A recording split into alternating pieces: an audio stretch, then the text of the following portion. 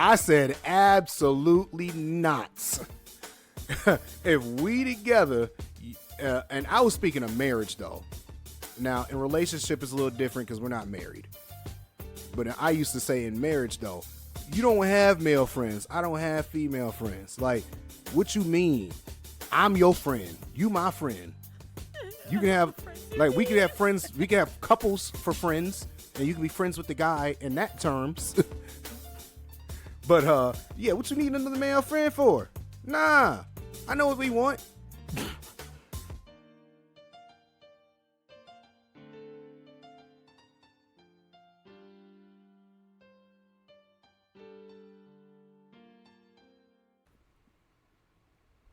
All right, and we are back at another episode. Back again. Y'all know what it is. I guess we're about to go ahead and finish up this conversation from last week. Yeah, I enjoyed that conversation. I did too. Back on it. I was like, wow, so much good information. Not gonna lie to you, that I did not go back and listen to that one. I have been going through a lot the past 2 weeks, so. It's okay, I understand. New update. I went to a doctor tomorrow, and I'll tell you about that when we get off. I should have told you about that before we got on. Mm-hmm. Yeah. Where did we leave off last week? Since, you listened to it. I didn't. The last thing I think I remember I said was admonishing the listeners to be careful in these dating treats, I guess, because it's difficult. That's right. So I'd like to start off by saying then, we all saved, we all holy, separated from the world. However, I'd like to say that Future was absolutely right when he said she for the streets. Oh my gosh. Fellas, do not get caught lacking for these girls that's for the streets, trying to wife them up or trying to go ahead and get in relationships with them. They for the streets, leave them out there, fam. That's the neighborhood, dog. You felt good about that? Did you get that all off your chest? Yes, I got it off my chest. And ladies, same thing. Yo, that's the neighborhood dog. What you trying to bring him into your house for? Listen. Everybody in neighborhood feed him. Oh God. He in everybody's house. Listen. Don't let him in yours.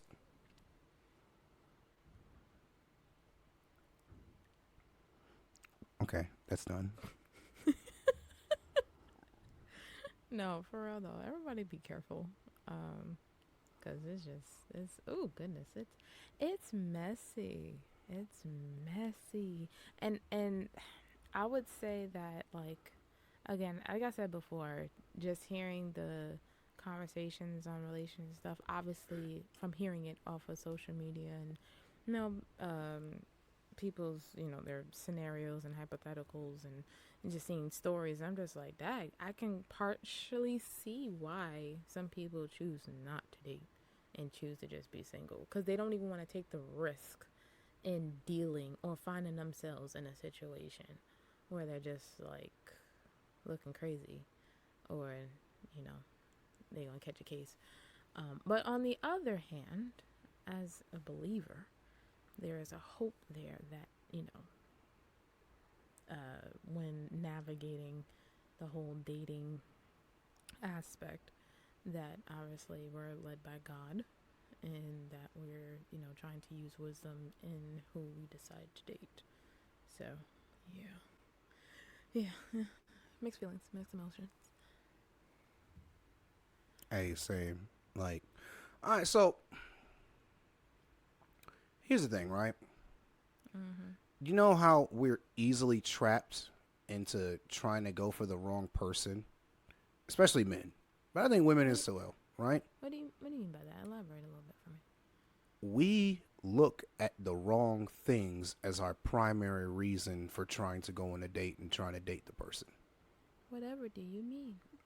Give me an example. We put too much stock into attractiveness first off. Oh? Is that so? Perhaps their financial status as well. Oh yeah, the pretty things that they have, the nice Perhaps, car and these things. That's where they're perhaps also their status among people, if they're popular or well known. right. So, but this way, some of the most is this is for the guys, right? Some of the most there are some flowers in this world that are absolutely beautiful. We saw one in the DR. You remember that, Rennie? Um, Yes. and absolutely beautiful flower. It was lavender colored and everything. And there was a warning sign up by the flower. Sure was. Do not touch, poisonous, fatal. Mm, mm, mm. Do not touch, not do not eat. It said do not touch Mm-mm. because Oh my it God. had poison on it that would get absorbed by your skin and kill you. But it looked pretty though. Oh, it was beautiful. I took a picture of it. My goodness. I had to show my mom. I was like, Mom, tell me which one of these two flowers is the poisonous one. I took a picture of that big pink one. And that one, she pointed to the pink one. Because I would have thought, yeah, if it's poison, it's got to be that one. Nope. Nope. Nope. I was like, nah, it's that lavender one right there. Yeah. I'm pretty sure people thought that belladonna was pretty. You know? And then they brought it in their house, and the first person just died when they was messing with it. Yes. Turns out, belladonna, a.k.a. nightshade, in a very, very, very, very diluted and low dosage, can be used for medicine, and it can be used as sleep aid. Yeah, but who's really doing all of that? Or it can be used as poison to kill you. Yeah. It's the same thing, fellas, man. You can't go out for everything that looks good. Yep. Same for the ladies too. My God, please. Them poison dart Yes. frogs look pretty with their bright colors. Mhm. Touch one. See what happened. Touch one.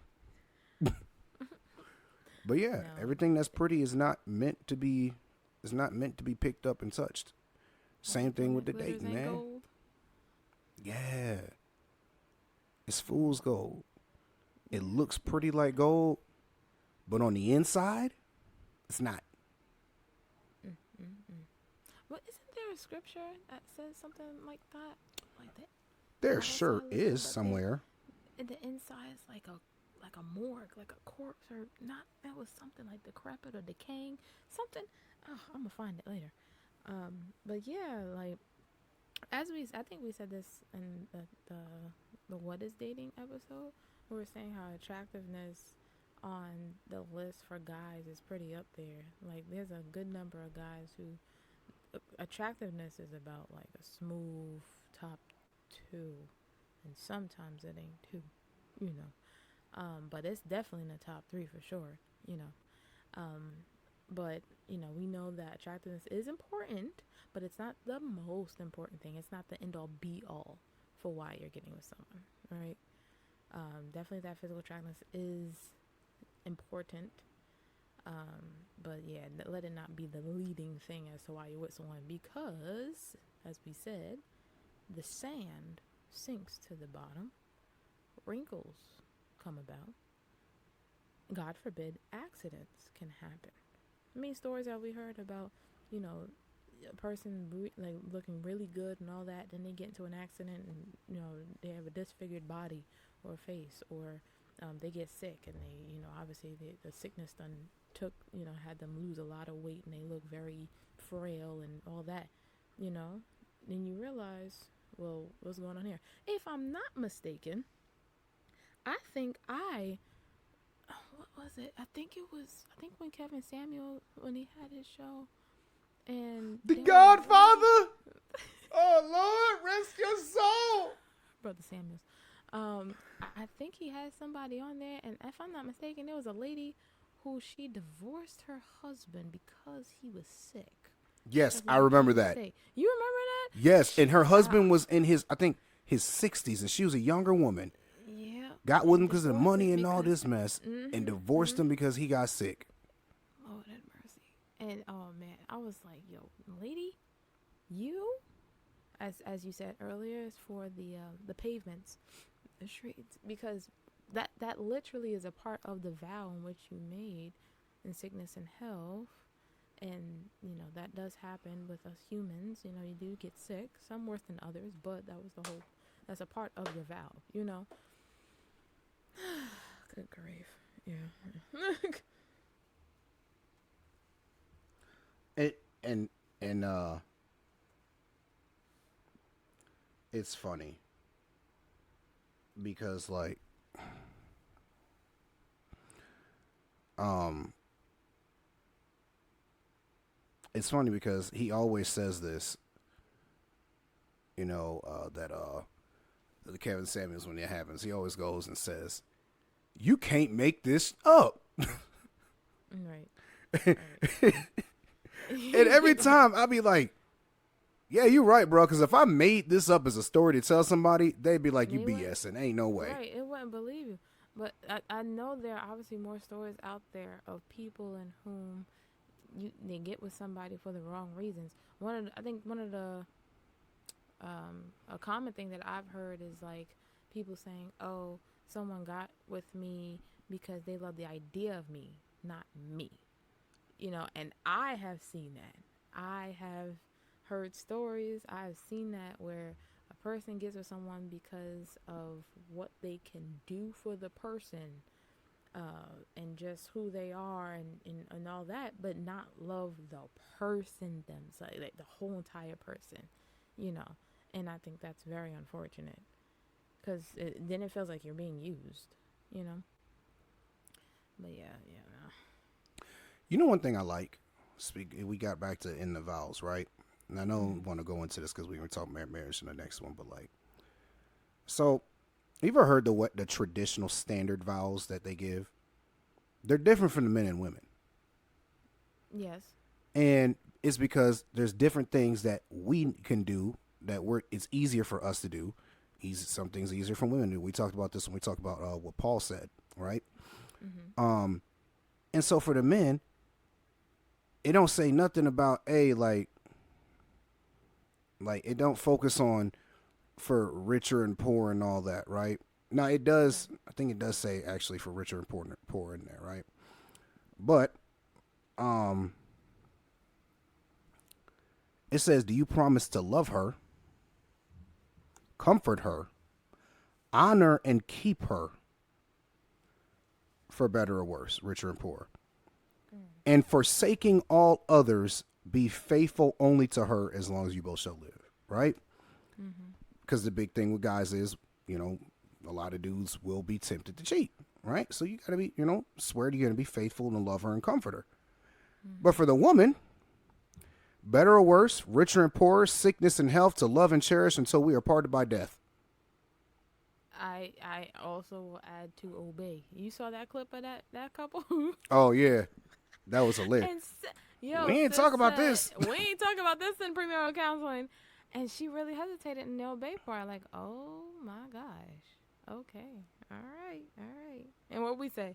At that point, child, that should have told man something right there. It's for the streets. Yeah. I was like, run. She just told you right there, run. She was like, yeah, nah. Oh, babe, no, I'm a strong black woman. I ain't gonna. Oh, run. Skedaddle. Oh, my goodness. But yeah, so that's one of the red flags to look for. But also, another thing is like, besides looks, and this is why I said for me, my guideline, one of the things I want to do is for the first date, I want to talk. I'm going to have us do something where we're going to be able to sit there and talk to each other.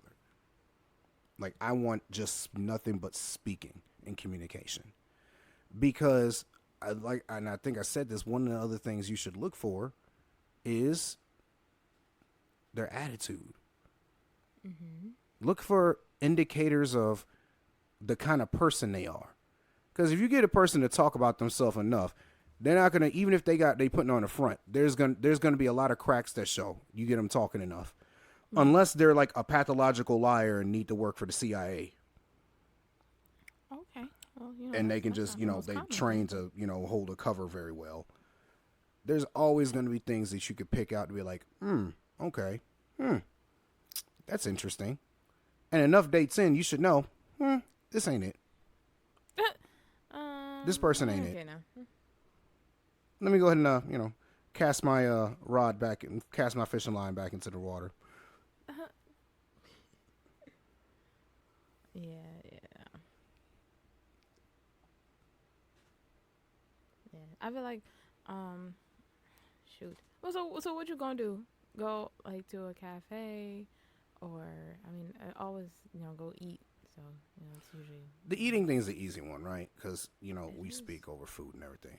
But Mhm. also one thing I want to do is I like to. So in the first date for me is always let me take you somewhere to get to eat, right? Somewhere to get some food because I want to see you in that environment. I want to see your mannerisms, how you treat the server, you To see know, how much is ordered. right? Like, are you going to Let me be get the filet conservative or mignon. very? Let me get the. And don't get me wrong, I'm gonna pay for it regardless. But if I take you to, let's say that, because I'm not taking no girl to Ruth Chris or nothing first date, I'm smoking. weak. Bro, we going towards being engaged or something like that. But let's say I take you to a I'm diner, weak. right? I take you to a diner, and they got a nice size menu. They got a lot of stuff on there, and they got The stuff diners are averaging nice. from Diners are nice. yeah, and they got stuff So, averaging from $5 to $50. sure If we do. walk up in there and you say, I want the surf and turf with the lobster tail. Mhm. And it's And in the I want the three side of. glasses of wine that's like $40 a glass. I'm be like, oh, okay. I'm be like, okay. We gonna talk and everything in the date. I'll probably cut you off at some point and be like, nah, you're not getting nothing else. And then I'm gonna pay and that'll be it. Did she offer to pay? Oh, if she offered to pay, she gonna pay. But either way, if she don't offer, yeah, if she offers to pay, that's a different thing. Because then I'm like, all right, she came with the intention of putting out money when she saw that this place had this and she wanted it.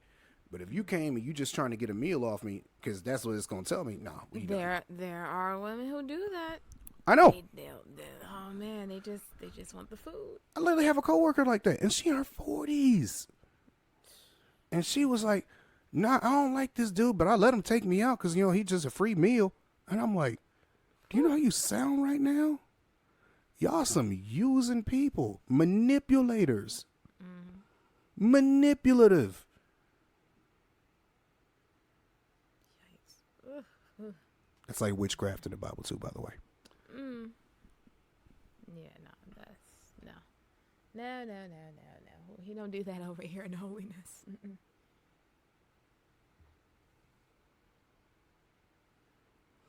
But yeah, so that's like, yeah, that's that for me. First date is usually like that, and then on the second date, and here I am just giving up my whole game plan, right? You sure are. It depends on the year, time of year. If we're in spring or autumn, I like to go out somewhere out in nature, like to the park or something like that, hiking on a trail, something like that. Um, One, because if you say you don't want to do it because you don't want to be outside or something like that, I know you ain't it. Because that's just me personally, personal preference of what I need. Like, you can't be scared to go outside.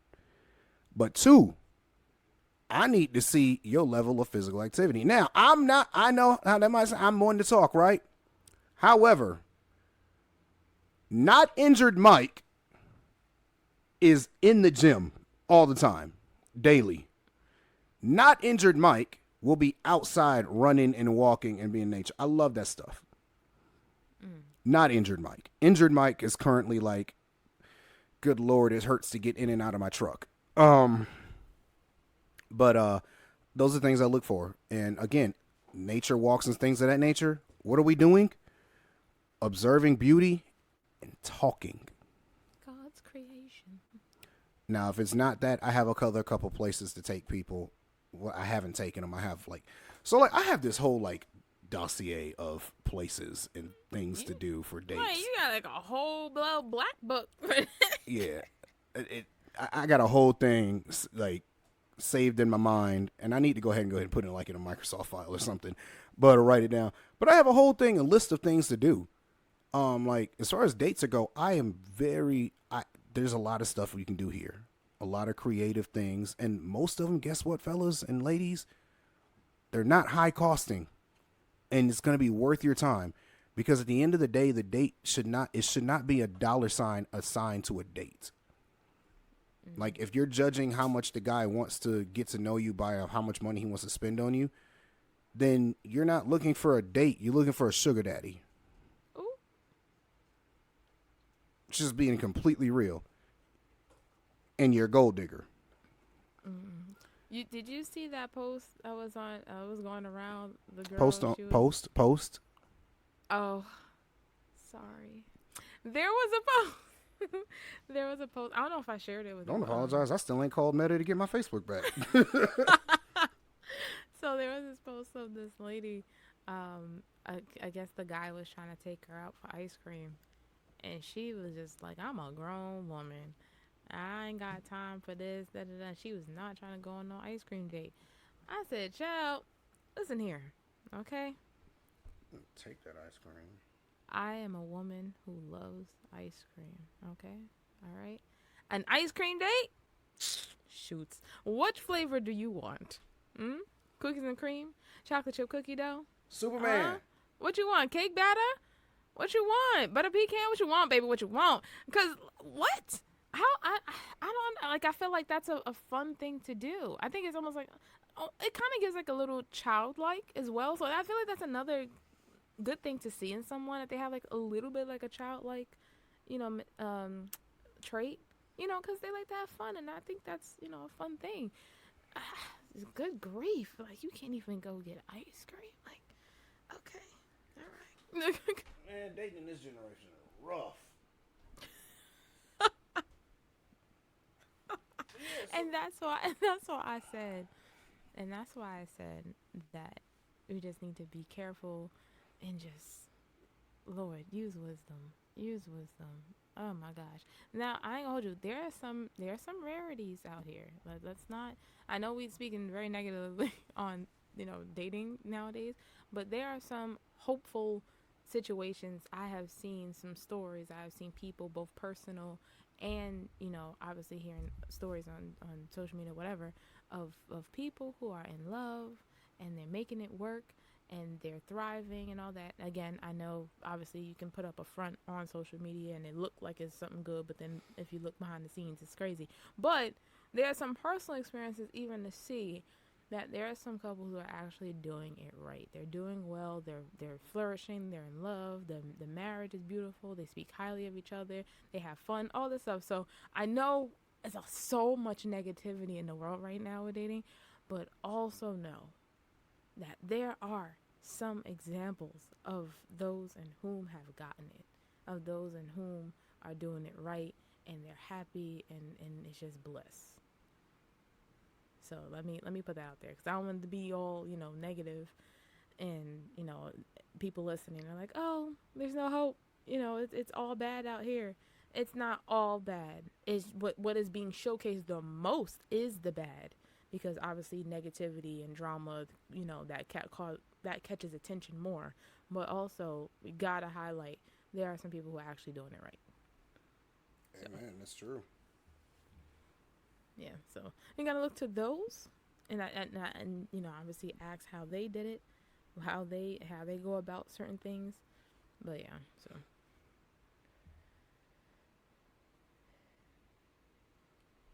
very true. So now, all right. So I realize that I've kind of just like gotten on the women a lot about the stuff that they do that's wrong in men, how to look out for. Now let's flip it around, because I love to do this. Women, what you need to be careful for when you're dating and approaching a guy, if he leads with his money, and that's his main quality of trying to get with you, is impress you by how much money he has, he probably ain't it. Now, he might be misguided. However, typically if a guy's going to lead with his wallet, then he's only trying to get one thing. He's trying to have a transaction. Typically. The compilatory gift. Yeah. Typically, he's looking for a transaction if he's leading with his wallet. If your guy that you are trying to that is trying to pursue you doesn't present himself as a godly man, then you probably don't need to be messing with him. Because here's the thing. Men, we're smooth talkers. There's one thing we know how to do with women is we know how to talk to y'all. Lord child. I'll be Sure, real with the you. women has been listening. We've definitely learned that art because that's what it takes. It takes being able to sweet talk, romance you, and tell you the things you want to hear to be able to manipulate your emotions. Because again, everybody knows that women more than men are emotionally led. So all we have to do is press certain buttons to manipulate emotions. If all he's doing is trying to sweet talk your pants off, he's only looking for one thing that ain't the one. Now, when y'all do go on a date, right? Ask him about his vision. Because a man without a vision is lost. He can't lead you. He can't do anything. He has no vision. He has no direction. So when you say vision, can you elaborate a little bit more on that? Like vision, his purpose, what he wants to do. That's what you mean? I'm glad you asked. Okay. So, all right, go ahead. Yes, purpose is one part of the vision. What do you see yourself in the next X amount of years, right? What is your ultimate end game? What are your goals? What is your vision for your life? If you want a family, what's the vision for your family? How do you want it to look? So that's when you're asking, are you dating to marry or dating with the intent to marry? Right, yes. But even if you don't, so like even after you ask that question, because these are questions that you're probably going to ask them like multiple dates in, like start probing his mind to see where he is mentally. Is he thinking about what he wants in the future, or is he just here playing it by ear? Because he could say, I want to be married, because that's a desire. That's fine. I want to be married. That's why I'm dating, blah, blah, blah. All right, cool. How do you view your marriage that you want to have? What does your marriage look like? What do you guys in ministry look like together? What does this family that you want look like? You could have wants. It's nice to want things. But what's your vision for them? All right, you work right now. Let's say I'm using myself as an example. Lady comes to me and says, all right, well, you work as a welder right now. What's your vision? Is that what you want to do for the rest of your life? What are you doing right now to actively pursue your dreams? What are your dreams, your goals? Because one other thing is, ladies, you got to understand is you guys are the nurturers. You guys are the ones who push the man. You guys are the ones that take the vision and basically make it happen. To help, I guess. Yeah, cultivate. to help achieve and cultivate. So you can't cultivate something that's not there. So is that like that saying that says, you give her a seed, well, you know what I mean by seed, she'll cultivate and grow a baby. You give her a house, she'll make it a home. You give her groceries, she'll make a meal. So pretty much what you give your, I guess, the woman, as we're talking dating marriage, so what you give your wife, she will multiply it. And that's why it's important to know who you are dealing with, because you want to make sure you're with someone who understands that, and understands where they're going. Right. That is the biggest part. A lot of times you have men trying to lead women, but the men don't even know where they're going. So now you're leading her metaphorically through this like foggy storm. And now she's getting frustrated because she expected there to be a destination. But you didn't tell her about a destination because you didn't have one in mind. You're just trying to go. As a man, you got to come up with the plan. You got to have direction. You got to show that you can lead. That's why you're supposed to be planning these dates and going out and doing all these different things with her. Because it shows, one, that you know somewhat how to take control and lead. And it shows that you have a vision for this dating already, right? But let's say, all right, you got these ideas from your friend and everything. Cool, whatever. Because some people might not be creative as far as dates go. I wasn't at first. Don't get me wrong. But now you got a whole black book. practically. Let's just say blue binder. Black book is different. But let's say blue binder, right?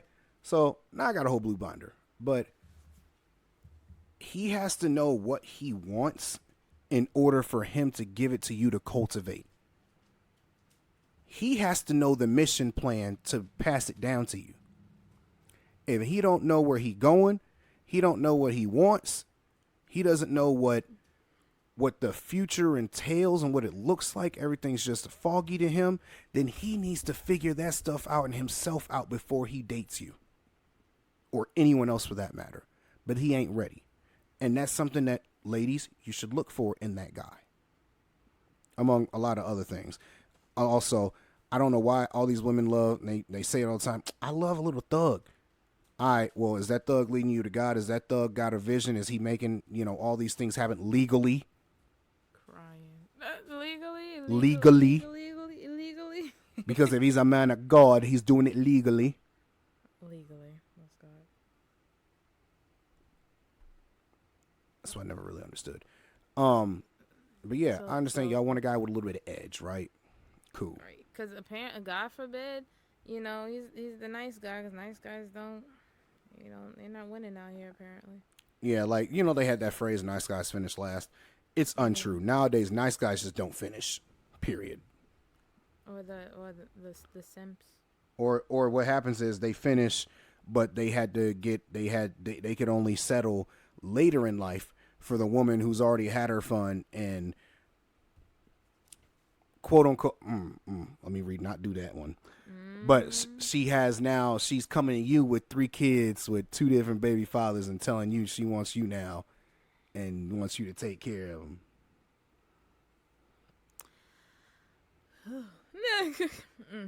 Well, this is the society we living in now, ain't it? A lot of stories like that. There are. Something along the lines of. I've known a few. So we're saying that we're seeing a lot today where there are men in whom do not know how to lead, and then there are women in whom do not know how to submit or follow. And you know where that comes from, though? And they're all going to be like, oh, my goodness. That comes from the division of the household. Elaborate. I know, big surprise, right? And that's why it's affecting the black community much more than any other community. All right, so without going down that's the government conspiracy, which, I mean, technically the government did it, so, take what you will with that. A father not being in a house affects both sexes in that dating thing, right? So here's one.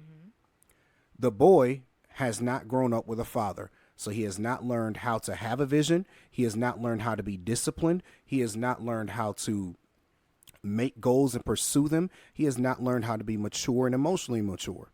Those are things he's going to learn from the dad. The daughter has not learned to look for those things in the man, first off, and she hasn't been taught to love herself from her father, a man, which makes it easier. And that's why, they talk about, guys look for girls that have daddy issues and don't have them. And we can see them because we can a lot of the times. Why? Because they're starved for attention a lot of times. And I know I'm stereotyping a whole group, but more times than not, this is true. They're starved for male attention because they didn't get it growing up because they didn't have a father in the household. The first time they heard a guy tell them they're pretty, they're beautiful, and all these compliments was from a guy trying to get in their pants. And so then that happens. They didn't watch their parents in the household. So she didn't get to see her mom submitting to a man. All she got to see was, my mom is strong and had to do everything on her own. She don't need no man. Right. And guess what? 9 times out of 10, you ask the mom's, I'm tired. I want a man. I want a man in the house to take over to, quote unquote, take over to lead. Mm-hmm. But they don't have that. So they think that because I saw my mom doing it, this is how I got to do it. I got to be strong.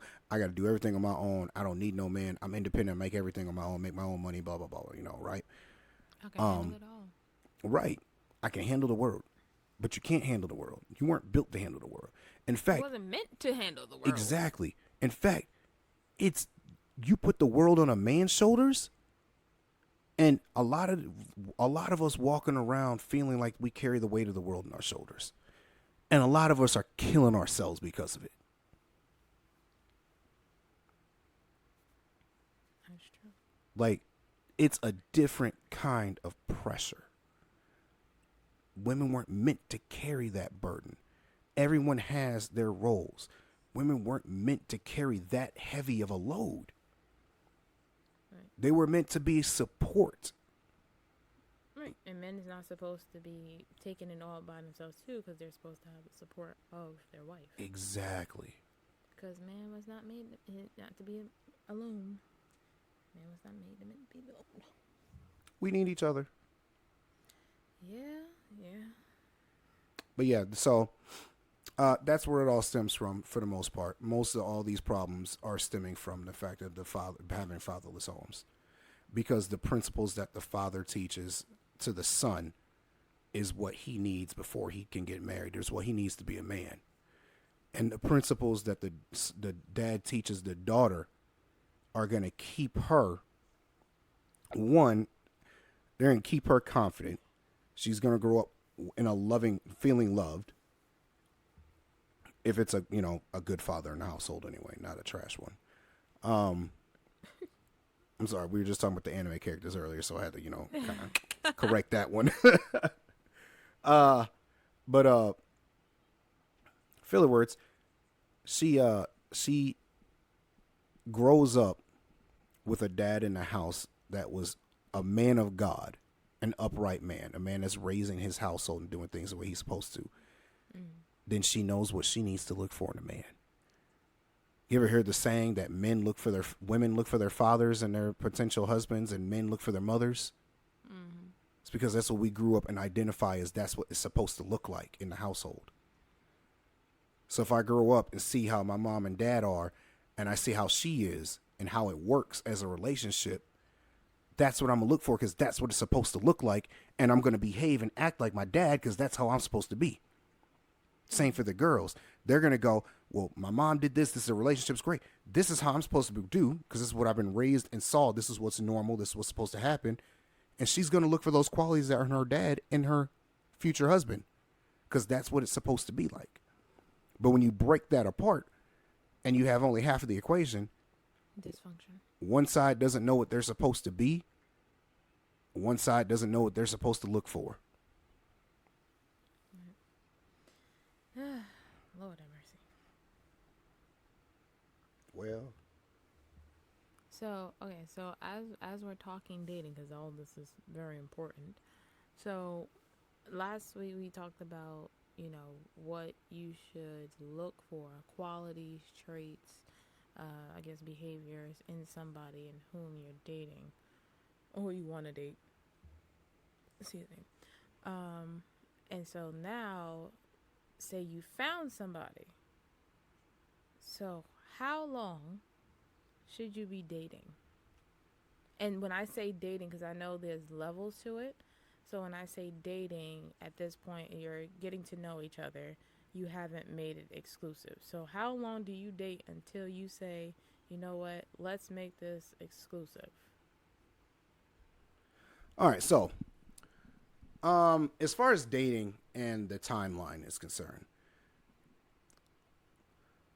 now, when you say dating, you said exclusively, right? So not just, I'm dating around. So when you say dating, you mean relationship, basically. Yeah, so I'm saying from the time you meet somebody, establish, okay, you want to date that person, up until the point where y'all both say, okay, let's make this exclusive. How long should that be? I don't know. It depends. I guess it depends on you guys and your relationship. I don't think there's really a number for a deadline on that, right? And I don't think we should put numbers on deadlines on those kind of things. Because from the time y'all meet, y'all could just be getting to know each other and y'all could just be friends for a while. Mm-hmm. Until y'all decide, you know what, let's actually just start dating, right? Right. Y'all could meet and start dating immediately. And, you know, and then get into a relationship like a week later because y'all just click like that. So I think it all depends. I think it depends on the people. And I think it depends on the amount of time you guys are spending together and the amount of communication that's happening. Because ultimately, that's what's going to make you make that decision is the amount of time and the amount of communication that's happening back and forth between the two. Okay, I agree. Like if I'm sitting here talking to you, you know, for 4 hours a day, every day, it's not going to take long for us to get into a relationship. Because we're going to quickly find out everything we need to find out. However, if I'm talking to you for 4 hours a week combined with taking you out once a week, it's going to take longer because we're not talking and communicating as much or spending as much time together. Okay, I agree. I would say also that it does depend on, I guess, the couple. Obviously, as you say, and how long it takes to get to know the person or to get to a point where you feel like you know enough to get to that point to make it exclusive, you know. I would say that I guess you have to really ask the right questions during that time too, because before obviously you're getting to that point of making exclusive, you kind of want to know if this is someone whom you want to commit to exclusively, you know. So that's why I think I asked on an older episode, what are some things that you bring up front? You know, what's too early to bring up certain things? You know, like you gonna say, oh well, I'm dating to marry on the first date. Some people, yeah, you know, you might bring that up maybe the second, third date. You know, I guess to kind of let the person know, you know, what it is and what it ain't. But yeah, I do think it depends on the couple. Amen. Yeah, it depends on the couple. Okay.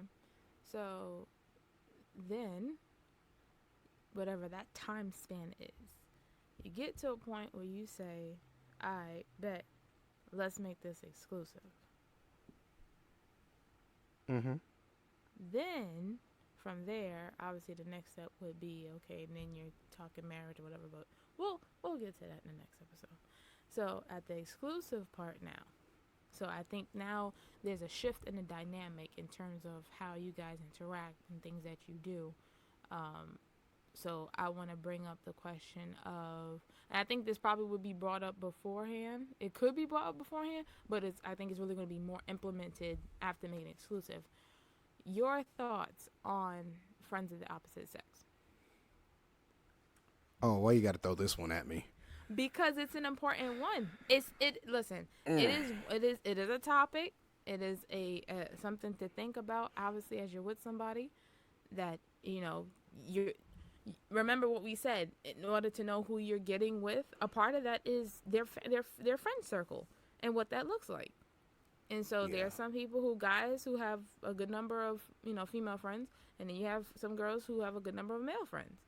You know, so that also plays a part into saying, because as we know, there are people who have different thoughts when it comes to their significant other having friends of opposite sex. So, what are your thoughts on that? All right, so check it. I've come a long way, guys, from the episode early this year with Pastor David. I just want to put that out there. Because y'all know my answer if you've been listening. You guys know my answer those to who what? are new listeners. All right, well, to our new listeners, I said absolutely not. If we together, and I was speaking of marriage, though. Now, in relationship, it's a little different because we're not married. But I used to say in marriage, though, you don't have male friends. I don't have female friends. Like, what you mean? I'm your friend. You my friend. You can have, like, we can have friends. We can have couples for friends. and you can be friends with the guy in that terms. But yeah, what you need another male friend for? Nah, I know what we want. But I've come to realize that that was very that was not correct thinking. That was very Now, no, I ain't now, jealousy because I definitely ain't jealous. as I think it was society, as territorial. culture says, oh, you being insecure. I Why definitely you wasn't being insecure. insecure? No, it ain't insecure at all. It was more of I understand what the dudes are. There's a joke that a couple of comedians tell, and it's along the same lines. Chris Rock says it. Matt Rife says it, right? Women can have guy friends because women can separate that and be like, he's just my friend. I don't want to do anything else with him, right? But guys can't have women friends. Why? Because a guy's woman friend is just a woman he ain't smashed yet. And given the opportunity, whether married or not, if he can get away with it, a lot of men will do it. There are some men who do not fit said category, but I hear what you're saying. No, that's why I said a lot of men. Oh, okay. All right. And yeah, so that's why most men that are, used to be doing certain things, or even just know, they're like, listen, it's not that I don't trust you. I don't trust him in taking advantage of you in any moment of weakness. Just like I don't trust myself in a moment of weakness with anybody in a red dress after we get into a fight. What the And they always seem to come around that time. Like, listen, like Matt Rice said, man, like, he's like, oh, he said what? Oh, no, he doesn't That's like me. That's crazy. In the meantime, he's unzipping his pants. No, I can't believe he said that. Let me be your comfort right now. Let me cheer you up. Exactly. Child. Like, it's just how it is. Like, don't get me wrong, all relationships ain't like that. They're not. I have a couple of women who I'm friends with that all we are is friends. I got one, well, and the difference I think for me though is the women that I have that are friends, I'm not gonna lie, they couldn't walk up on me and try to seduce me and me just be strong and not be tempted to do it. However, the ones that I have that are like sisters to me, I ain't even looking at them sexually. I got one that's like a sister to me, Raven.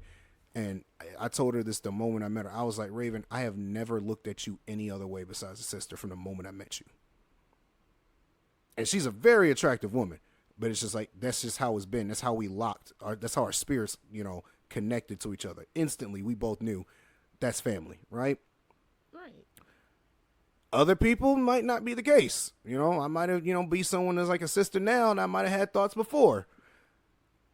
But that's just like, that's kind of like how it is. Anyone that's a sister to me, I don't look at them any kind of sexual way. Don't think about anything about them like that because that's the relationship we have. We're past that. Like I have now, we are like family. But friends, I'm gonna tell you about friends. Go ahead, tell them about them friends. Friends are the ones I have to stay away from when I'm having any kind of struggles. Because friends, I will lay down. Yikes. I'm just being real. The ones that are just friends, quote unquote, they could all get it. Which is why the ones that are friends, if I'm in a relationship, boy, they'll never get a text from me. I won't be talking to them at all. Like straight up. Because if I know there's a potential for me to be tempted by you, then I don't need to be talking to you. And that's how I feel about that in a relationship. Like, I'm not saying y'all can't have friends, have your friends. But I'm saying if you have a friend that, can tempt you, then you don't need to be talking to that person while you're in a relationship. And if you get married, then you don't need to have that person as a friend anymore, period. And also, if you have a friend and that friend doesn't know how to respect the relationship, they need to go. If that friend is constantly pushing boundaries, talking and bringing up subjects that are inappropriate, if that friend is looking at you a certain way because they want you, that's not your friend. Get rid of them. That's a snake. How do you feel about friends with exes? I think that's fine. And hear me out on this, right? I think some people jump into relationships too quickly, right? And so you end up finding out that this person is a friend of yours, and you jump in a relationship and date them, and you realize, all right, this ain't working. But y'all are such good friends. Y'all friends afterwards. Right. Ain't nothing wrong with that. Okay. I personally haven't experienced it. But, hey, ain't nothing wrong with that because I've met people like that. Mm-hmm. I met someone like that 2 years ago when I was at a party at a sister's house, and two of her friends were divorced, co-parent and everything. And you couldn't tell that they weren't married when they were at the party. They were just best of friends. Because after having years of marriage, they realized we don't work as a couple. We work better as friends, and they are best of friends. Now, one could argue they should probably have stayed married. But hey, I don't know the situation. I just know what I saw. But they were best of friends. So some people can be best of friends, and they should have never gotten into a relationship to begin with. But sometimes, you might have feelings or whatever, and you might go, man, we're so good at being friends, we should try this relationship thing because it just makes sense. That's where logic can actually fail you guys. And so that happens. So I don't think having exes as friends is a bad thing. Now, on the other side of the coin, if y'all was together because all y'all did was act like some little rodents and just all day, right? And then y'all broke up and y'all still got that attraction and all y'all want to do is just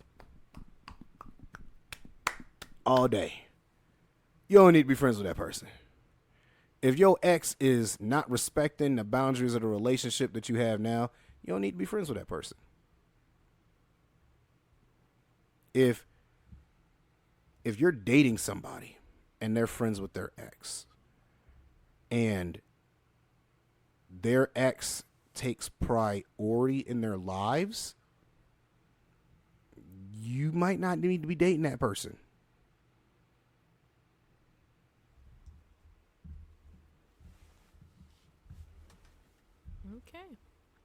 Okay. That's some insight. Can you not? That's good insight. Okay. As a woman, no. So go ahead, as a woman. So yes, as you said in the beginning, that women handle friendships with opposite sex differently than guys do. As we hear, majority, right? Now let's not, because as you said that guys, friends are just, if they have female friends, just a friend whom they ain't had the opportunity to smash. That goes for women too. If as you said, she get lonely enough or feel some type of way enough, she'll do what you do. But I will say, I am a woman in whom has a good number of male friends. And I have made that known in every relationship that I've been in to say, listen, from up front, I have a lot of guy friends. I'm going to let you know what it is and what it ain't. It is that I have a lot of male friends, but it ain't the fact that, it's something shiesty going on. Streets. Excuse? What was that? What was that? Put it on. Okay. And I will also say that no one has had an issue with any of my guy friends that I was with, because that's just I as you said, like I was like, you know what? It's just friendship. Like it's nothing else. You know what I mean? Mm-hmm. And I just have that that mentality, right? So again, as you also said, like the guy is just like, it trusts me, but they may not trust the guy, you know. So you pretty much going based on what I'm saying in terms of, them being a friend, whatever, right? So when I would say, I have, a good number of guy friends, I bring up the guy friends, who they are, as situations come out, I talk about them. And some of them have met them, and see, oh, ain't nothing here. Yeah, because ain't nothing here. Because I ain't trying to have nothing, Like, I don't want that type of mess, I have also been in a place where I have dated guys and whom had female friends. A good number of female. You said female. Yes, because I'm speaking in the categorized sense, not the noun sense. We talked about this. Anywho, I don't so understand you. in the Okay. adjective, in an adjective way, yes. So, and I'm not gonna lie, I had an issue with it, because as they say, like the woman intuition, you know how women can be, but at the same time, there are instances where it's just like, oh no, they just friends, like it's cool, you know. So I think that really does take maturity and growth, but also takes to know who you're dealing with too, you know. I think when you talk about trusting someone is that, even if their friends do something, and they see it, they know it'll be like, all right, let's nip that in the bud, or, you are causing issues here, or you stepping boundaries. Nah, I gotta let you go, or you gotta keep distance or whatever. They're gonna do what they need to do, because that's not my place to start saying something like trying to do something. That's your friend, so you gotta kind of put that in check, but yeah, I take what you said, streets. I'm just, I'm not super mad at that. First of all, I know That's I ain't I'm for the joking. streets. All right. Nah. Yeah. Let's clarify it for the listeners. Oh yeah, Christina let's do ain't that. for the streets at all. Okay. No, she's not. That is a. I'm on the porch. Okay. I ain't on the sidewalk. I'm on the porch. Okay. That is a Because godly woman. All right. Like. Oh, okay. Hello. I'm trying my best every day. But yeah, but when it comes to me having guy friends, I have those boundaries and I set them. So there ain't nothing going on, But yeah, it's everyone doesn't have that thought process. And also, another question I would bring up is, so when you're dealing with this particular, situation, there are some people in whom have, like, say the guy sees the girl's male friends and sees that one of her male friends is doing some shiesty stuff, because guys can point out when guys are doing some shiesty stuff, and he goes to his woman and say, hey, yo, so and so, he doing X, Y, and Z, you need to nip that. Mm-hmm. That need to end, because he doing whatever. Because sometimes your partner doesn't see it. They're oblivious. They ain't thinking nothing of it. But your partner can see when the friend may be doing something. Same way for a woman. Her man have female friends, and she can see one of them friends is doing a little too friendly, and then she goes and say, hey babe, listen, so and so, yeah, she doing too much and she doing X, Y, and Z, you need to nip that. What would you do if you were in such situation? I'll listen to it. All right, wait. Are we talking dating or marriage? Because marriage is I'm listening without a question. Well, all right, she cut off. We got it to the point of exclusivity. Okay, Right? Exclusive exclusivity. relationship. Yeah. Then I'm gonna heed her warning, for the most part. Like I might go and be like, I'm probably gonna ask her to explain it. I'm going to ask her to explain herself. Like we gotta, like we're not about to. For example, like I had one before with a previous girlfriend, and Raven, the one I was talking about, right? The one that I've never looked at anything besides a sister. Mm-hmm. There was one post. It was back when she had just graduated high school. She graduated like a year after me, or 2 years after me, and she had a picture up that showed a lot of cleavage. I commented and told her to put them things up. I ain't trying to see that when I open my Facebook. I remember this, and I go into church. I'm getting my girlfriend at the time blowing my phone up. I'm like, what in the world going on? And she's like, I knew it. You're talking to other women, blah, blah, blah, and this, and this, and this. And I'm just like, Fam, what's wrong with you? And she brings up that post. And I'm like, hey, man, that's my sister. You got to chill. My sister went off on her. Oh My sister, it was rough. My sister got on her Facebook, went and messaged her, went off on her. And then they were cool afterwards. Somehow, because she realized that she had screwed up, my girlfriend at the time. But point is, if she would have told me at that time, I don't want you, because she did tell me, I don't want you talking to her. And I was like, well, then you can kick rocks. Oof. This is my sister who's been here for me for, what, a decade now? We've known each other? 10 years. Yeah, something like that. It might not have been 10 years. It was under 10 years. But it was closer to it than it wasn't. And I'm like, you can kick rocks. I met you 6 months ago. We've been dating for 20 days. Like, I don't know where you think you getting, where you get off telling me how to deal with my life, and we just got in a relationship less than a month ago. Like, so you got to be careful. First off, you got to be careful how you approach your partner about these things. But secondly, like, you can't just bring demands like that. You got to let them know about what it is and let them make the decision most of the time, right? You can tell them you feel uncomfortable about things, but as the receiving person, if she would have told me, hey, I don't like the way that you're talking to her, blah, blah, blah, blah, blah, we would have a conversation about it. And I would have been like, all right, explain this and this and this. Now, we did have another moment before where I was flirting with somebody else. I'm going to be completely honest. Yeah. I was flirting with somebody else because at that time in my life, I got in a relationship with her right before I started to have my little whore phase. So I was already gearing up towards it, and it kind of got like side quested with her. Like I decided to do a side quest on my way to becoming Barney from How I Met Your Mother. And so I did flirt, and I flirted a lot. And when she told me she didn't like that person that I was talking to, I said, okay, fine. That person's, you're not comfortable with me talking to that person because we have a very flirtatious relationship. Like it was, like, not even gonna lie, both of us flirted with each other a lot openly. There was nothing that was gonna come of it, but it was the fact that that's what we did. That's just how our relationship was. And she didn't like it. We didn't talk for the time that I was dating her then. I told her, all right, I understand.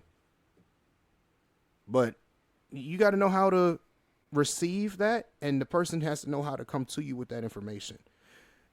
It's not an ultimate. It should never be an ultimatum of you have to pick me or this person. It should always be this is what I feel about this person. This is what I see this person is doing. Now, don't get me wrong. Like you said, we see things differently about the same sex than the opposite sex will. So let's say you and I are dating right now, Christina, and I got a friend, and you tell me that, hey, she's trying to sleep with you. I'm going to say, man, you tripping. How? I just need you to explain how. The moment you explain how to me, and I go, oh, snap. You're right. She is doing that. All right, cool. She done. I won't be going over there anymore. I won't be talking to her like that anymore. Why? Because it's about, I value what I'm trying to build with you as this relationship is going over the friendship that I know is not going to that point, and it's just a friendship. And especially if I see the signs too of this person is trying to do this, then nah. Like I got a friend right now. Erin, and she, I've had multiple women over the past few years tell me, hey, she like you, bro. And I was like, nah, that ain't it. And over time, they kept telling me, different women, Michael, she wants and likes you. And it wasn't until this year where I was like, yeah, y'all telling the truth. Y'all telling. Because what they saw back then, which was subtle things that I was too thick-headed to see, they knew what they were talking about. And it wasn't until this year I realized it. Why? Because said girl stopped being so subtle. And now she's being blatant about it and making it obvious. And I'm like, man, she acting crazy now, blah, blah, blah. And they're like, what have we been We telling you? tried to tell you. Right. And I'm like, oh, y'all right. Now, if I was in a relationship with one of those women at that time, oh, that'd have been done. Oh, she acting like this? All right, done. Because that ain't my wife. I know that. We might be friends, and we might have been good friends for like 10 years now. But she ain't my wife. And yeah, she is kind of, kind of pushing the little boundary a little bit. So yeah, that's out. Yeah. So I think it's a respect thing. Yeah. If Okay. Yeah, I would say like for me, there was a point in time where I had an issue, and I would say that I was like, "Ooh, this don't look right," or it don't sound right, whatever. In some instances, I was right. In some instances, I was wrong. And so I think it really is a situational thing. But again, I think it really boils down to you trusting who you are with. And you know how that person is. You know they don't play that. When they tell you it's this and this and this, then it is, and that's where the trust comes in. And then also you trust that that person knows how to check it, right? And that they're open enough if it was a moment where they don't see something that someone's trying to, get at them or whatever, that they will be open enough to hear you out and kind of, assess and go further. But yeah, I've had some trials and errors with that one. But nevertheless, God is good, and growth is very good. No. Amen. So Yeah, I've had. I would say real quick. I had a situation where an ex of mine was jealous of the fact that I had guy friends, and I wanted to go see one of my guy friends because I was like in the area, and I had told my ex at the time that I let him know, hey, I'm gonna go see so and so whatever. Child, I went through some mess with my ex because he was like, oh, he's trying to get with you, da da da, and it was just all wrong. It was so wrong. There was no facts. There was no evidence, no nothing. Just and never met him, never seen him, nothing like that, and just assumed that man's trying to get with me. Never tried to get with me. It ain't even like that, But I obviously later realized that there were some insecurities and some territorial issues. So yeah. But yeah. you know the funny thing about that though? I'm not even trying to cut you off. I'm sorry. No, I'm done. Go ahead. So the insecurity thing, right? What breeds insecurity from that? Probably experience dealing with it. Betrayal. Right. So someone who's been betrayed in that way is going to feel insecure about those things, whether they know how to voice it as an insecurity and why that happened or not. Well, it's a projection. So sometimes, and this is what I got from speaking with Pastor David about that, right? About insecurities. And I was like, well, why I got to do this and this and this? If she insecure, that's her fault. She need to work that out. And you come to realize everything's a partnership, right? And that one person might be insecure about something that happened in the past like that. Sometimes, especially when it comes to things that happen in a relationship, those things don't get worked out just on their own. They get worked out from having a functional relationship. So don't get me wrong. I'm not saying like you should just, automatically every person that's insecure, you should just put up with the insecurity the whole time. But what I am saying is that sometimes you need to be patient with someone who might have insecurities about, certain things like that, because sometimes it came from the past, and they might need to experience what an actual relationship is supposed to be like in order to develop that kind of trust. And sometimes you got to be able to take it slow, and you got to be patient with them.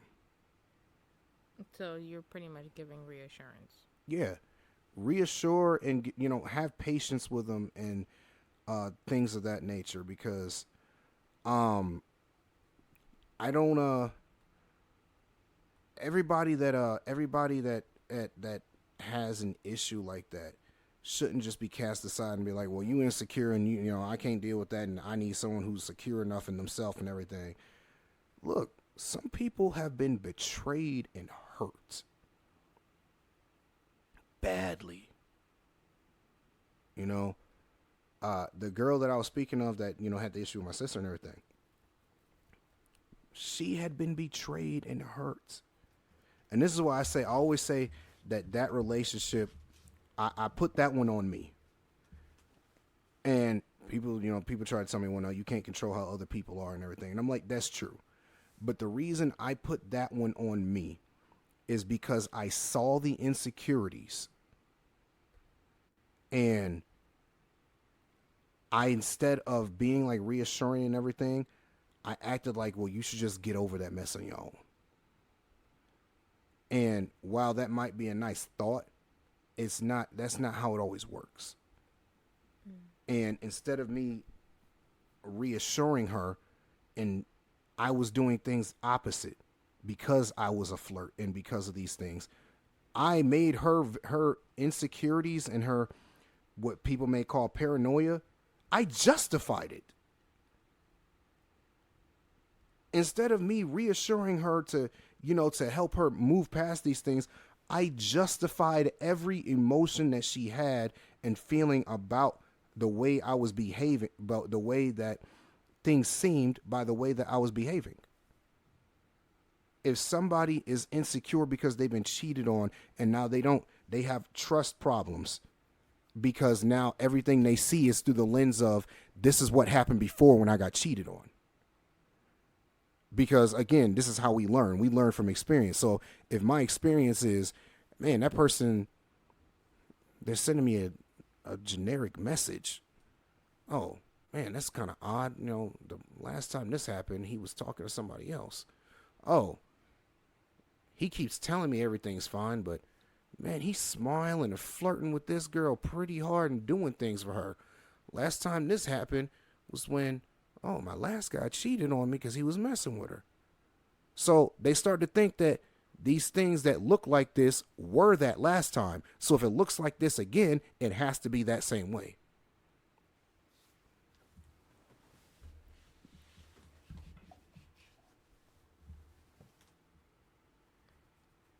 Yeah, it's really touchy. It's really touchy. Ooh. Right. Yeah, I've been on both sides of that, and it's not easy. But again, as I said, thank God for growth, continual growing and learning. Oh my God, yeah, I think that's what makes it worse. What happened? I think that's what makes it worse about that whole situation. What? Is because the girlfriend I had before her was cheating on me 6 months, and I found out from my homeboys. Yeah, I mean, obviously, listen, I feel like a good majority of people have relationship betrayal and hurts and people cheating on them or doing things behind their back or not treating them right and stuff, and it's very difficult, and obviously that comes with healing and doing the work on your own. But I do, as I said in the last episode, that there's healing that comes within being in a healthy relationship as well. Most and definitely. obviously being with someone in whom can show you the healthy side of things, and having that patience with them is important too, because nobody is perfect, and very, very minimal of people are not going into a relationship with some type of baggage, so I think just that support, and learning them and trying to understand them is something that's definitely helping in that healing process for them, and even for yourself. Just doing that together can be beneficial. But yeah. Yep.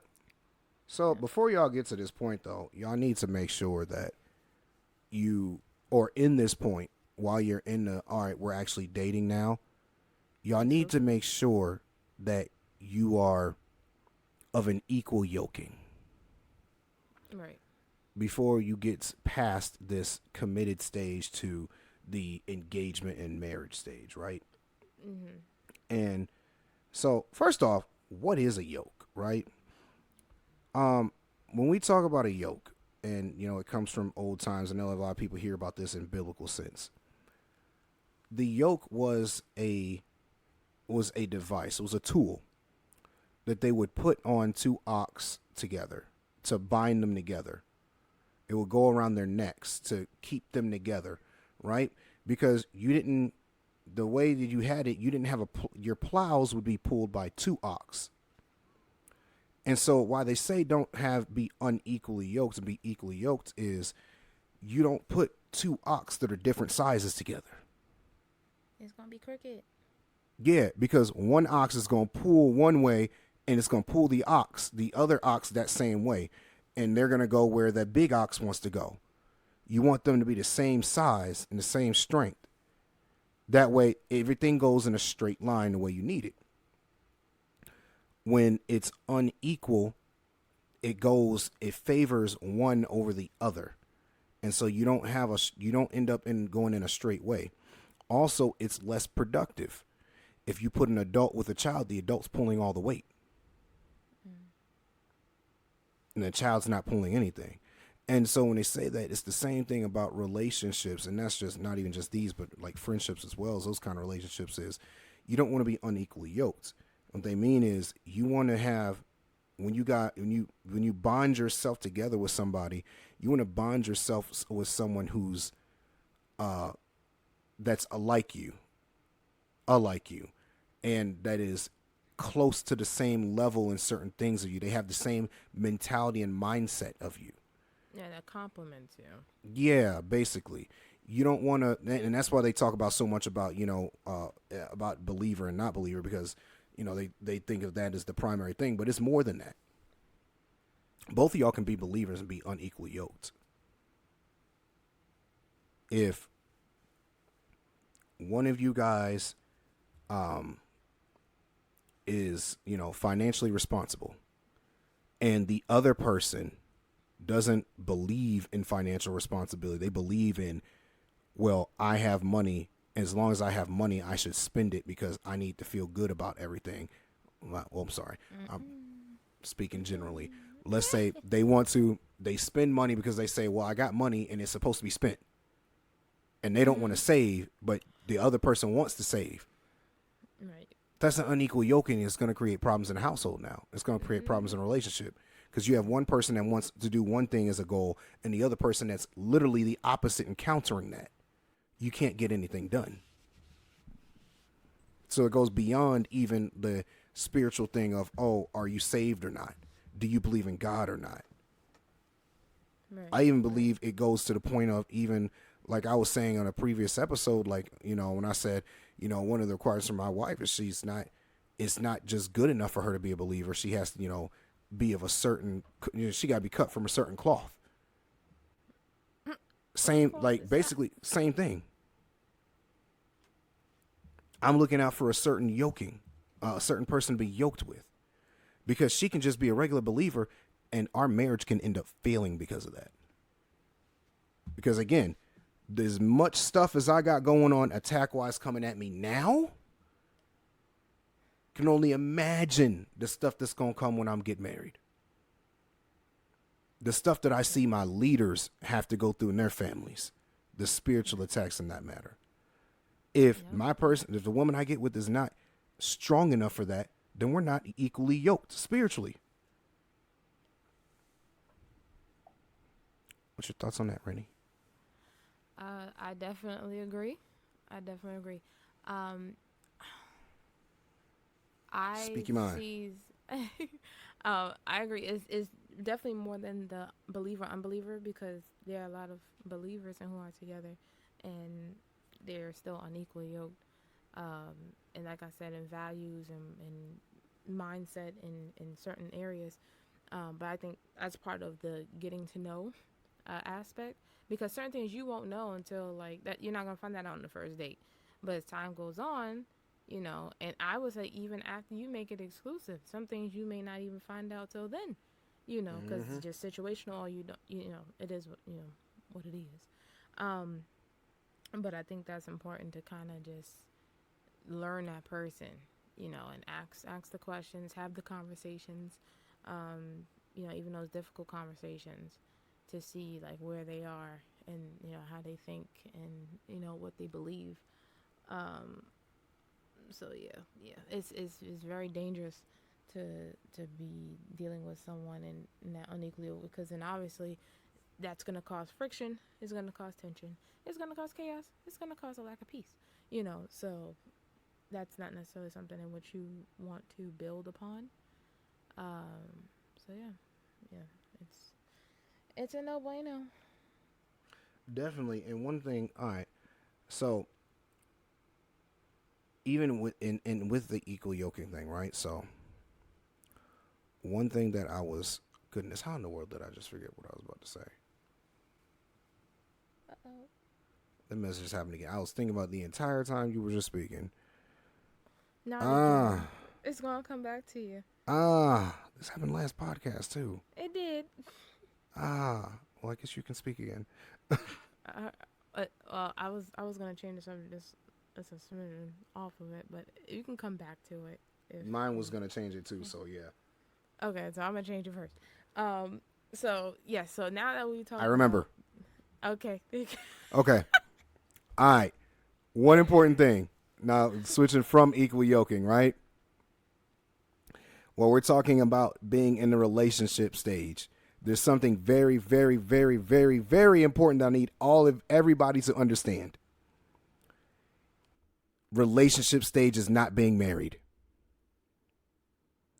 So while you may want to show some qualities of marriage that you have and show that you have those things, don't treat it like a marriage because y'all not married. So don't be giving that person married things or doing married things for that person. And I'm not just talking about sex. Now. Wait, we talked about this in the last pod. Did we? Because Okay. I mentioned, I said, what does that look like? Because obviously, as we look at the biblical traits of a husband or biblical traits of a wife, We did. You're right.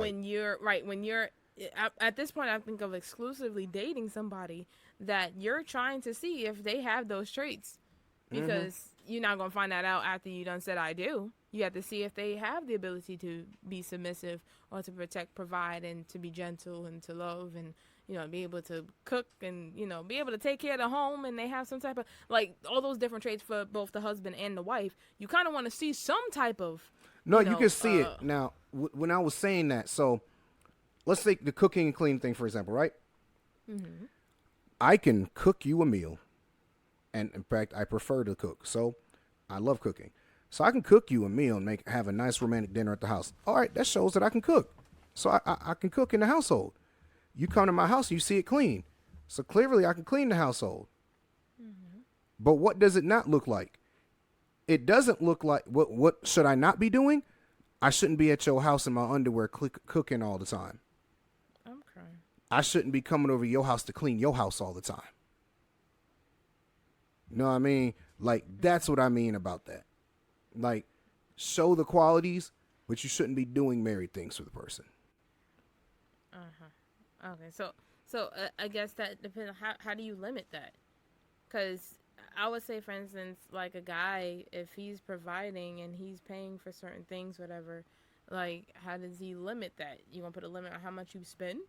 But I think also it depends, again, how far y'all into the relationship. Are you getting ready to, like, are you already seeing her as a wife at this point? You seeing her as, like, I'm getting ready to propose and that kind of deal? Y'all talked about marriage and y'all getting married?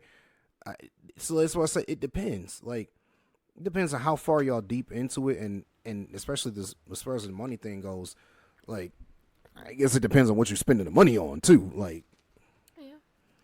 because like I said, I had a pastor. I think I talked about this in the last one. I had a pastor before that paid for his wife's rent the entire time she was in school. Yeah. Oh Lord. Yeah. But you know the difference is, he already knew that he was gonna marry that woman. Like, he already knew. They had been together a couple years already. He already knew The only reason he didn't marry her is because they were in school in different places. One's at Alabama, and one's at North Carolina A&T. So obviously, you're not about to get married and just be 2 states away from each other, going to different campuses.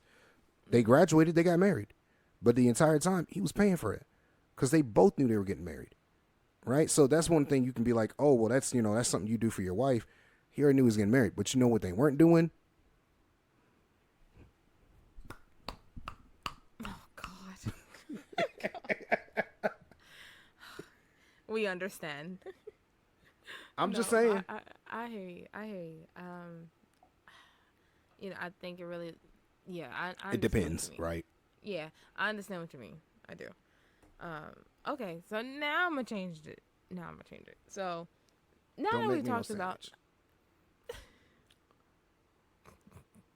now that we talked about not being unequally yoked, all right? You're with somebody in whom you're not unequally yoked, and it's going great. It's going wonderful. You guys learn each Well, other, enjoying each other. The relationship's going well, all that. So obviously, as believers, you know, you need to have a couple things in which I would say things. Okay, I'm gonna say things in which go into a committed relationship in general, and then obviously ones that go towards being a believer. Okay, mm-hmm. so within a committed relationship meaning is important as it helps each partner experience a sense of security. Benefits of staying in a committed relationship is emotional intimacy, mutual growth and support, trust and security, shared experiences and memories, and long-term happiness and fulfillment. So those are just a couple things in which are the benefits that come with being in a committed relationship. So as we speak as believers, um, I think one of the most important things is obviously that you choose somebody or you're with somebody who values their relationship with God as much as you do. So I guess as you said about being that spiritually, um, not being unequally yoked spiritually, that you're dealing with somebody in whom takes their relationship with God seriously. Because obviously if one person doesn't, the other one does, that can cause some type of tension too. Um, Also, obviously dating with the intent of getting married, so you have that long term, goal in your mind. Um, One of my favorite things is looking at, and I heard somebody say this, but like we look at 1 Corinthians 13 and how it talks about love, and take the person in whom you're with, put their name in where it says charity if you're reading the King James version, or love, and see if it lines up. And that's a good. I love when I heard that, because then I started started thinking about people. I was just like, let me take so and so's name and put it here and see how it lines up or how it doesn't. If it's true or not. If it's like you want to be able to put that person's name in where it says love. For the most part, it doesn't work out for everything when I look in this chapter, but for a majority of those statements, if it's true, cool. If it's false, then kind of try to work on that or have a conversation, whatever. But I think that's a really important scripture to read when knowing what love is, because obviously Jesus is love, Jesus is agape. I know there's different forms of love, but obviously Jesus is love. And also throw in love is not just a feeling, it is an action, it's a verb. Okay, cool. All right, so there's that. Um, Relying on God when times get difficult. So obviously relationships are not perfect. They come with challenges, they come with issues and struggles, but never, you obviously lean on God, and you go to God about the situation for clarity, for direction, together, just trying to work that out with God to lead you and to help you, obviously overcome those hardships. So obviously with your conflict resolution, that you're seeking God, that you're praying, that there's grace, there's forgiveness, there's mercy. I don't know. Yeah, mercy, I guess. And you guys just, work it out best you can. Obviously it's done in love, and, hopefully, you can move forward and continue on. Let's see, what else? Love, a word that comes and goes. Obviously, oh, also important thing. Obviously, when you're in a relationship, do not lose your individuality. I know you're spending time with the person and you're doing all this stuff and you're trying to cultivate something with this person and make memories together and all that. But it's also important to still have a sense of individuality, not independence. Individuality, which means you still have your own hobbies and things that you like and things that you do and stuff. Everything in every waking moment is not something with y'all together. You still can do things on your own, have your own stuff. Amen. What else? Yeah, What else? be What you. else? Yeah, like you still because that's what got the person to you because you were you. Let's not all of a sudden just throw away things that you like and like to do and your own hobbies and neglecting your friends and all that because you done got in a relationship. That's not cool. I would also say, like, I know there are some couples in whom, they do go above and beyond when it comes to, I guess, having, I don't make it sound bad, but there are some couples who, they praying all the time. They reading scripture all the time. They, very, very, they're doing as much as they can, or they're doing a lot to make sure that, God is the center of their relationship. And don't get me wrong, to each their own, right? But I will say, I think the foundation of having a relationship, I would say as a believer, is God being the center of it. So when we're reading the scriptures, we're reading the word, looking at how we should carry ourselves individually and then how we should also treat others is very important. And obviously those things can be used as while you're in a relationship as well. So obviously what I said about 1 Corinthians 13, looking at what love means and the different characteristics of that. Also, the fruit of the spirit, that's a very big one. Obviously you judge a tree by the fruit it bear. And looking at the fruit of the spirit, you got the love, joy, peace, long suffering, gentleness, goodness, faith, meekness, temperance. And those are things in which you should be able to see and that should be cultivated within the relationship as well. And just, having a prayer life, with the person. Now, obviously, you're still working out your own soul salvation with fear and trembling. But obviously, when you're with somebody, you guys can worship together. Y'all can, listen to worship music and gospel music together. If you're into the Christian hip hop, I am. That's another thing, praying together.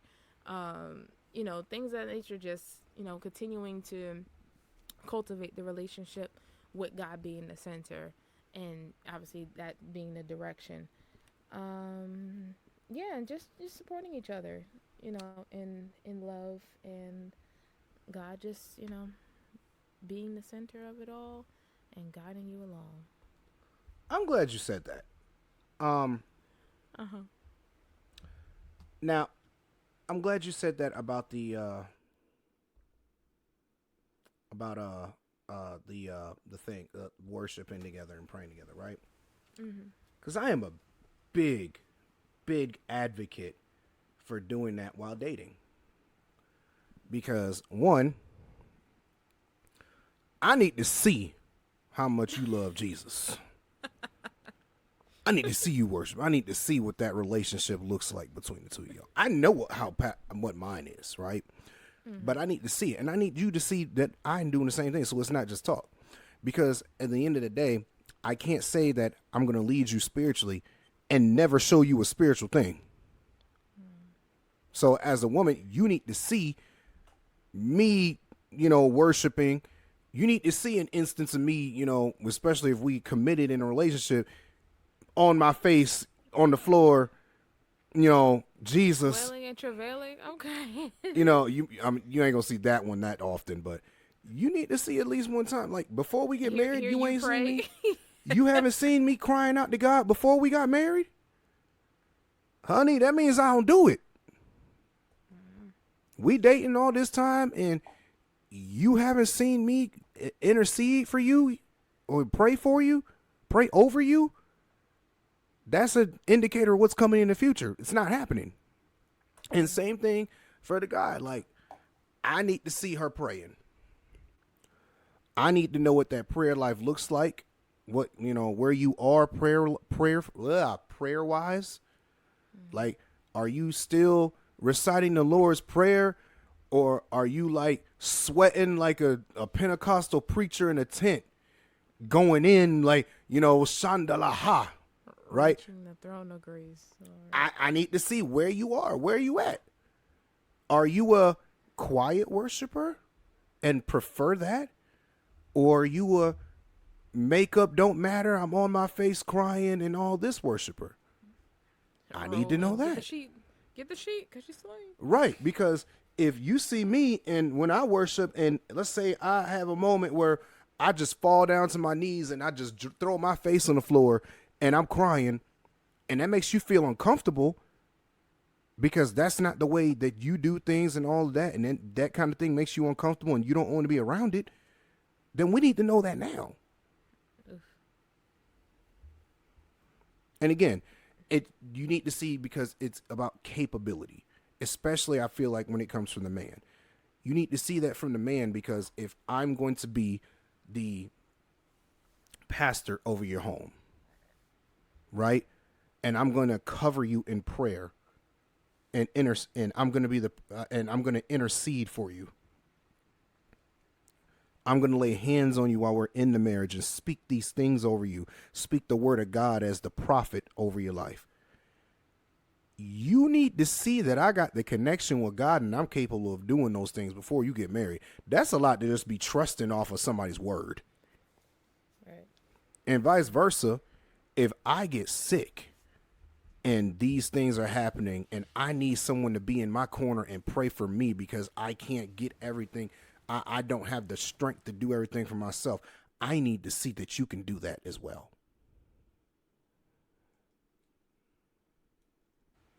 I agree. Okay. I have seen myself grow in my prayer life, and I can say for every relationship that I've been in, a praying woman I have been. Okay, I am not shy about going to the throne of grace about anything, but even much more so, I've learned more and more the importance of prayer within a relationship, because I mean it's not gonna hurt nobody. If anything is gonna help, and it keeps you kind of grounded too and guided as well.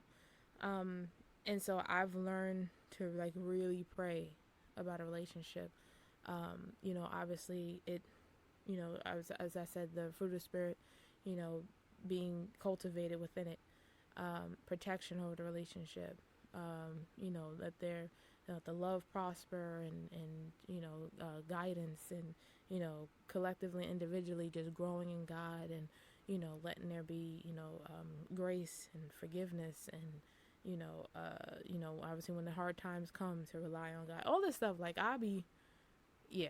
And I think that has grown as I've gone through certain relationships and seeing things in which are like important to be praying over within a relationship. But yeah, I am a praying woman. I am, and I've always try to go to prayer because it's after I pray it makes me feel like at ease. As the scripture says, do not be anxious, but with all prayer and supplication, make your request known unto God. That is what I do. So yeah, I think prayer is such a, it's such a good thing to do, especially with the person whom you're with. Because that it does draw a connection too. To be able to pray with the person you with, it's so nice. I think it's something that's very, I don't know if I want to say intimate, but it's a nice thing to do, No, but straight up, it is intimate though. So we don't like to think of it that way, but that is a spiritually intimate moment. If you're sharing an intimate moment with God with somebody else, you're sharing that's you guys being intimate with each other as well. Yeah. I trust you enough to bring you into this intimate moment that I'm having with the Lord right now. Yeah, like if we're praying like for each other or about our relationship and union, then of course that's important too. And I think that also shows to kind of see what the person, I guess, views their relationship as, to kind of hear what they pray about. But I also will throw in perhaps fasting too, because I've been in a place where I don't like I that have word. fasted.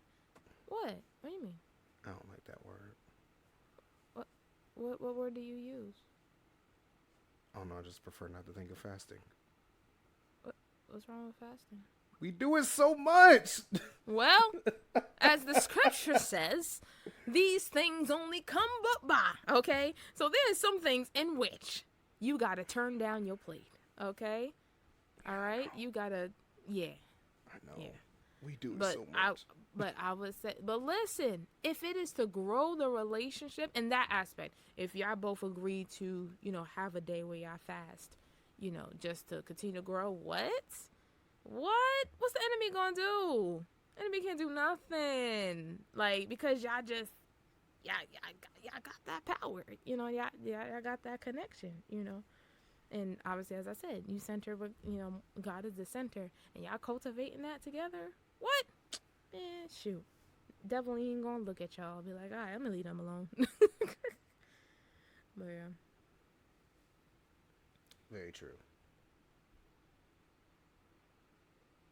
But yeah, these are definitely things y'all should be doing. And in that like you said, in that relationship stage, these are things that you guys should be doing together and experiencing together.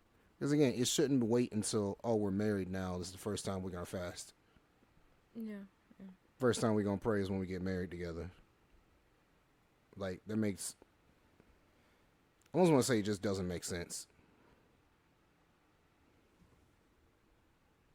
Yeah, no, I don't think it really makes sense. We got to be doing this beforehand. Right. Again, because obviously that's stuff that should be, I would hope, that's happening in your marriage too. Mm-hmm. As you build that foundation, then that is what you build upon. When the foundation is strong, obviously, where God is the center, God is the foundation, and y'all cultivating that together and individually, but collectively. Yeah, that's good stuff. Amen. That's very good stuff. Fast and pray together. Mm-hmm. Seek the Lord together. And for me again, I think you want to grow close with somebody, worship with them. Both of y'all allow yourselves to be vulnerable in front of each other as y'all seeking God in worship. I've done it. I've done it. It changed things. It changes some things. Yeah, I've done it. It is a beautiful thing, because obviously just the moment itself, you're praising, you're worshiping God, but nothing like seeing the person you with, singing too is like, oh, mighty God, yes, Lord.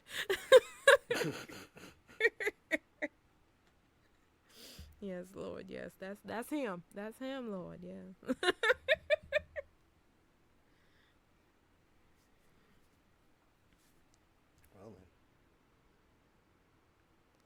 Well, I think we've covered a lot on this episode. Yeah, we've run for an hour and 40 minutes now. Yep, that sounds about right. Sounds about how we do. I almost feel like breaking this in half. I might just do that. Oh, Lord. No? Okay. I think the last one was an hour 43. Was it? I think so. No, we broke the last one in half, didn't we? No, we didn't. No. It was the one before that we broke in half. Yeah. We ended up going straight a little more than 2 hours on that. Yeah, the one, let me see. Let's see how long that was. Oh, no, we're about 20 minutes ahead of the last one. Yeah, I figured as much. It's cool though. I mean, look, a lot of information, a lot of discussion about some important things. And necessary, important stuff. Very important and necessary things. All right, another episode to pretty much just keep God as the center of y'all relationship, of y'all dating, of y'all focus. When y'all enter into such a place, such a chapter of your life, and just continue to run to God.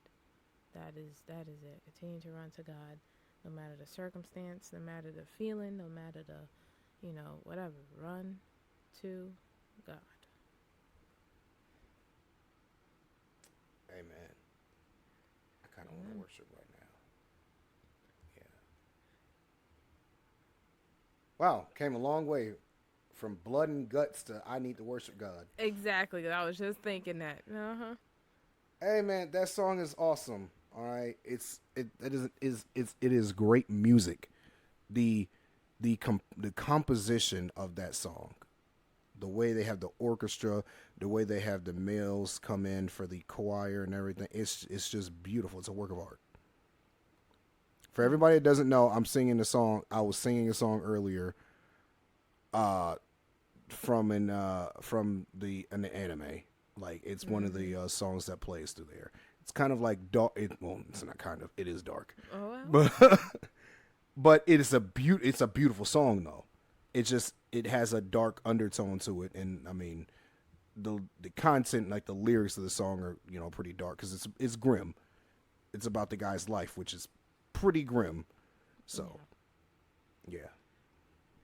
So from that to, oh Lord, I want to get on my face and seek you, Lord, Jesus, We'll take that transition. Jesus. And that's exactly how that transition goes. All right, y'all. It's been fun. And yes, we will see y'all next week. And hopefully we have our other host with us. Honey, come back. Who's like missed the past month. Good Lord. But yeah, we'll see you and talk to y'all later, guys. Goodbye. Oh, wait. Later. Social media stuff. Oh, yeah, that's important. The Godman podcast on all social media platforms. Right. You can also find us on YouTube, Spotify, Apple Music, and Google Play Music. And I'm sorry, not Google Play Music, Google Podcast and Apple Podcast. It's late. And y'all can follow me on Instagram, RenaissanceC_7. And if you want to request anything, the Godman Podcast at gmail.com. We will be looking out for your emails to us. Yes, sir. All right, now goodbye for real. Bye, y'all.